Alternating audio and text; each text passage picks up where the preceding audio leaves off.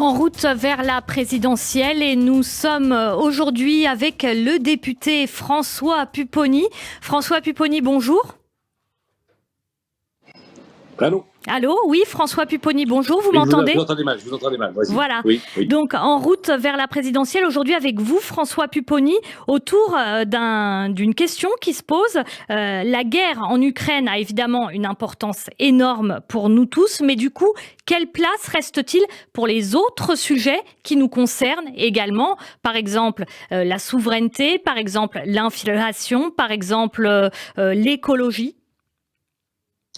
C'est vrai que ça va compliquer. Je pense que les deux seuls thèmes qui vont être abordés durant les semaines qui viennent, ça va être effectivement l'Ukraine, parce que c'est un peu le Covid qui revient sur le devant de l'actualité, et puis le problème de la vie chère, et en particulier de l'essence. On voit bien que c'est ce jeu des sujets d'actualité qui vont être traités dans l'urgence, et que les autres sujets qui ont peut-être moins d'urgence, mais qui sont tout aussi importants, ne le seront pas énormément. Et ce qui pose un problème, parce qu'effectivement, ça va un peu limiter le débat démocratique. Alors, François Pupponi, c'est ce qu'on a vu dernièrement, c'est-à-dire qu'en fait, tous les candidats sont finalement invités à prendre position par rapport à cette guerre, par rapport à Vladimir Poutine. Est-ce que s'ils se prononcent, par exemple, en faveur de Vladimir Poutine, beaucoup qui l'avaient fait au départ ont fait ensuite un volte-face, mais est-ce que pour ces candidats-là, finalement, aujourd'hui, c'est pas des miettes d'électeurs qui va leur rester, alors qu'ils pouvaient avoir une certaine puissance sur d'autres sujets auparavant ? Et oui, mais le problème, c'est que on doit voter dans moins d'un mois, dans un mois pour le deuxième tour, pour quelqu'un qui va diriger la France. Et lorsqu'il sera élu président de la République, il dirigera la France dans une situation de guerre. Et donc, il sera l'interlocuteur de Vladimir Poutine le lendemain. Et donc, les Français, ils ont envie de savoir qui et comment les gens s'adresseront à Vladimir Poutine dans un mois. On n'est pas dans la théorie, là, on est dans la pratique.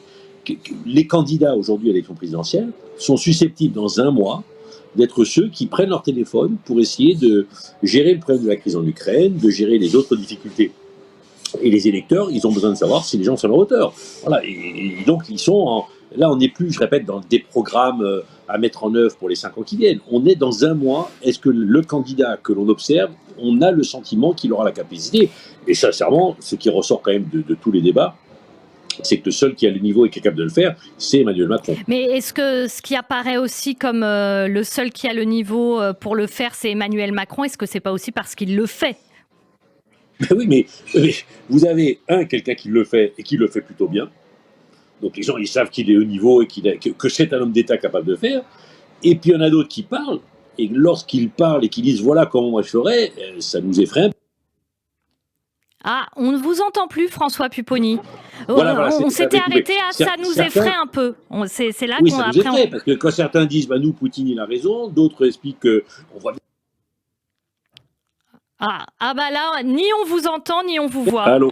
Excuse-moi, ça coupait. Oui. Et les gens voient bien qu'ils ne sont pas au niveau. Et comme ils ne sont pas au niveau, bah, ils disent on va plutôt voter pour quelqu'un qui nous prouve dès aujourd'hui qu'il sait faire les choses. Merci beaucoup François Pupponi d'avoir été avec nous aujourd'hui sur Radio J. François Pupponi, député et ancien maire de Sarcelles. Bonne journée à vous. Au revoir.